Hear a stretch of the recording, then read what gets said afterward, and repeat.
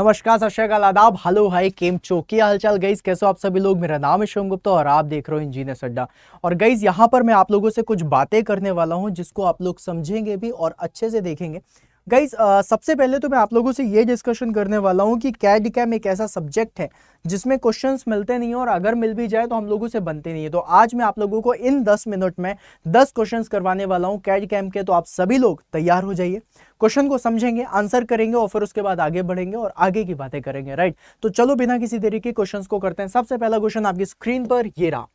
Question is saying that when drawing in 2D what axis do you not work with। Guys देखो, जब भी कभी मैं 2 dimension पे काम करूंगा तो मुझे पता है 2 डायमेंशन के लिए मुझे 3 डायमेंशन की जरूरत नहीं है। मैं 2 डायमेंशन में एक्स और वाई एक्सेस में काम कर सकता हूं। बेसिकली एक्स और वाई एक्सेस को हम 2D में बोलते हैं और जब हम जेड एक्सेस को ले लेते हैं तो वो 3D हो जाता है। तो मतलब मैं जेड एक्सेस में काम नहीं करूंगा, option number C.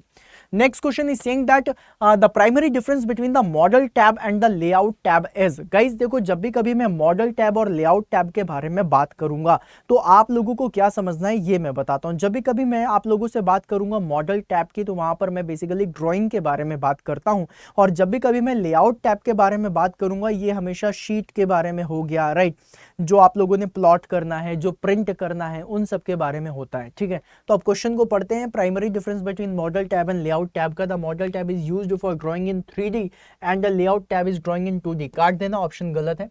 Now the model tab is where you can create the drawing, very good, and the layout tab represents the sheet that you will plot or print on, right? तो इसका answer option number B, option number B will be the correct answer. The next question is saying that which of the following is not a property of an object। भाई साहब देखो, object की क्या property नहीं हो सकती है। Object में तुम लोगों को उसका वेट मिल सकता है, अगर मैं बात करूं विड्थ मिल सकती है, अगर मैं बात करूं हाइट मिल सकती है जिसे हम एलिवेशन कहते हैं। राइट, ऑब्जेक्ट जो है इसमें प्रॉपर्टी क्या नहीं है, that is major. Major is not a property. Right, तुम वेट देख सकते हो, हाइट देख सकते हो, लेंथ देख सकते हो। राइट, उसकी मतलब हर एक चीज जिसको तुम मेजर कर सकते हो वो प्रॉपर्टी है, मेजर थोड़ी ना प्रॉपर्टी होगी। सो इसका correct answer option number B है। Next question is saying that by which of the following command you can draw the rectangle in AutoCAD. अब देखो गाइज, रेक्टेंगल के लिए हम लोग किसका यूज करेंगे, रेक्टेंगल वर्ड। जब भी कभी किसी कमांड में जाओ तुम ऑटोकैड में, हमेशा याद रख लेना उसके लिए तुम लोगों को रेक्टेंगल बनाना है तो उसका फर्स्ट 3 लेटर पकड़ो, उससे आंसर आ जाएगा। राइट, तो यहां पर क्या है, CO कमांड नहीं, आर्क नहीं बनाना, पॉलीगन नहीं बनाना, रेक्टेंगल बनाना है, option number D. Next question is saying that by which of the following command you can draw an arc. अब आर्क बनाना है, आर्क 3 शब्द का है और यहां पे भी 3 लिखे हुए, आर्क answer option number B. Next question is saying that by which of the following command you can use the copying object or any text in AutoCAD। अब किसी भी मटेरियल की कॉपी करनी है, राइट, तो एक्चुअली में होना COP चाहिए था, लेकिन COP तो होता नहीं है, वो होता क्या है, CO। कॉपी के लिए हम किसका यूज करते हैं, CO का यूज करते हैं। अगला क्वेश्चन कह रहा है by which of the following you can draw the polyline। Polyline के लिए आप किसका यूज करोगे, ऑब्वियसली POL कमांड मैंने बताया था, फर्स्ट 3 लेटर्स को पकड़ के चलना, most of the correct answer आपको ऐसे मिल जाएंगे। राइट, अब ये सारे कमांड्स जो तुम ऑटोकैड में लगाते हो, हमने पढ़ी नहीं ऑटोकैड, हमने कभी सीखी नहीं, लेकिन एटलीस्ट हमें ये पता है कि किस तरीके से कमांड वगैरह यूज करनी है। और गाइस इस तरीके से करोगे ना बहुत सारे आंसर्स तुम्हारे आ जाएंगे। अगला क्वेश्चन कह रहा है विच command can convert the discrete object in polyline. देखो, डिस्क्रीट ऑब्जेक्ट को पॉलीलाइन पे वो करने के लिए क्या बोलते हैं, जितने भी डिस्क्रीट अलग अलग ऑब्जेक्ट है उनको एक साथ लाने के लिए तुम क्या करते हो, ज्वाइन करते हो ना। ऑप्शन देखो, ज्वाइन कहीं होना चाहिए, यूनियन काट देना, सबट्रैक्ट काट देना, ज्वाइन ऑप्शन में है, answer option number C. Now the next question is saying that to print the entire project you will choose the regulate what to plot. Okay, अब भाई साहब यहां पर कह रहा है कि तुम्हें किसी पूरे प्रोजेक्ट को प्रिंट करना है। Right, you will choose to regulate what to plot, इसके लिए तुम किसका यूज करते हो।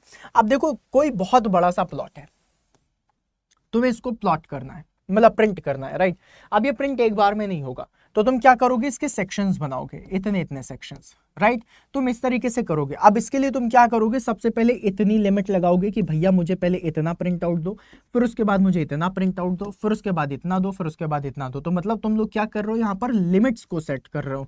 राइट, तो यहाँ पर आंसर क्या हो जाएगा, option number C, limits. Right, limits will be the correct answer. The next question is saying that what is the usefulness of the view ports. भाई साहब व्यू पोर्ट्स की यूजफुलनेस क्या होती है उसको बताता हूं। अभी मुझे ऐसे देखो, राइट, मैं सामने से ऐसा दिख रहा हूं, मैं साइड से ऐसा दिख रहा हूं, मैं पीछे से ऐसा दिख रहा हूं और मैं इस साइड से ऐसा दिख रहा हूं। मतलब आपने क्या किया, व्यू पोर्ट से अलग अलग डायरेक्शन से, अलग अलग व्यूज से, एंगल से आप लोगों ने उस ऑब्जेक्ट को देखा, जिससे आपको पता चला कि अच्छा ये ऑब्जेक्ट ऐसा दिखाई देगा, right. This is known as a view port. अब क्वेश्चन में देखो कह रहा है allows us to see the screen और on paper different views of the same object. पहला ही ऑप्शन मुझे करेक्ट लग रहा है, तो इसका करेक्ट आंसर क्या हो जाएगा, ऑप्शन नंबर है।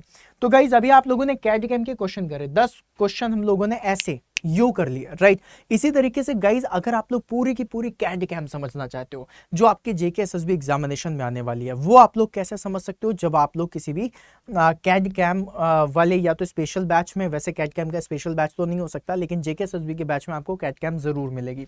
गाइज ये आपका स्कोरिंग सब्जेक्ट होगा और यही आपका सिलेक्शन के लिए एक डिफरेंस क्रिएट करेगा, क्योंकि बहुत सारे ऐसे स्टूडेंट हैं जिनको ना ही कैड कैम का डेटा पता है, ना ही कैड कैम उन्होंने बहुत अच्छे से पढ़ी हुई है, ना कॉलेज में पढ़ी है, अभी प्रिपरेशन में किसी एग्जाम में इस तरह आती नहीं है तो उस तरह भी नहीं पढ़ाई गई है।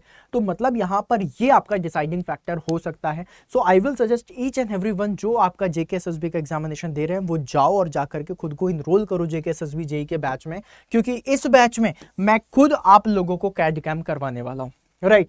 अब गाइज ये है कि सिर्फ जेके एसएसबी का एग्जामिनेशन आप दे रहे हो तो आप कैड कैम और बाकी सारे सब्जेक्ट जैसे इंडस्ट्रियल मैनेजमेंट वगैरह हो गया, इन सब के लिए आप जेके एसएसबी में जा सकते हो। लेकिन मान लो एसएससी जेई का एग्जामिनेशन आ रहा है जो 10 महीने बाद है, उसके लिए क्या, राइट। तो अगर आप सारे के सारे बैचेस में खुद को एनरोल करना चाहते हैं, then I will recommend you कि आप लोग जा सकते हो इसमें। ये क्या है, आप लोगों का मैकेनिकल का महापैक, राइट। मैकेनिकल के महापैक में आप लोगों को मिलेगा मैक्सिमम डिस्काउंट जब आप यूज करेंगे कोड Y166। ऑल दो आप लोग यूज कर सकते हैं यहां पर भी Y166 का, आप अड्डा 24/7 के किसी भी बैच में Y166 यूज करिए और आप लोगों को यहां पर बैचेस मिल जाएंगे, राइट, मैक्सिमम डिस्काउंट के साथ।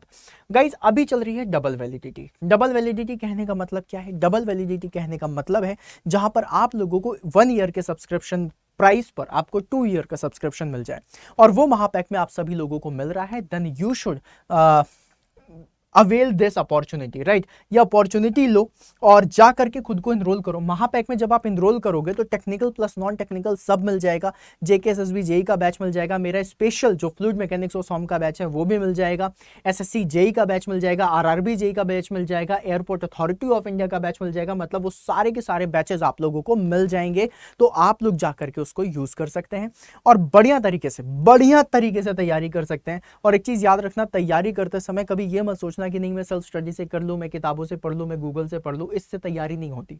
गूगल में अपडेटेड कंटेंट नहीं होता है, गूगल में वही पुराना जो चला आ रहा है वही मिलता है, राइट। नोटिफिकेशन वगैरह तुम गूगल में सर्च कर सकते हो, लेकिन कंटेंट के लिए तुम्हें कहीं ना कहीं एक डेडिकेटेड जगह पे जाना पड़ेगा, अपने मेंटर के ऊपर भरोसा करके आपको तैयारी करनी पड़ेगी। और जब तैयारी करो तो ऐसी तैयारी करो कि फिर सिलेक्शन ही रहे, क्योंकि आप लोग तैयारी कर रहे हो, चाहे सेल्फ स्टडी करो या किसी भी बैच में जाकर के करो, तैयारी किस लिए करो, सिलेक्शन के लिए। तो फिर सिलेक्शन के लिए जाओ और तैयारी करो और बढ़िया तैयारी करो, राइट। सो अगर डबल वैलिडिटी आज आपको मिल रही है, देन आई विल रिकमेंड कि जेके एसएसबी जेई वाले बैचेस में भी आप लोग जाना चाहते हैं तो महापैक में जाइए, क्योंकि इसमें आपका ज़्यादा फायदा है, राइट। और इसके अलावा आप किसी भी बैच में जा सकते हैं, ये आपकी चॉइस होगी, लेकिन जाइए ज़रूर, खुद को इनरोल जरूर कराइए और तैयारी थोड़ा और बेहतर करिए। तो चलो गाइस, मिलते हैं फिर अपन नेक्स्ट सेशन में, तब तक के लिए बाय बाय।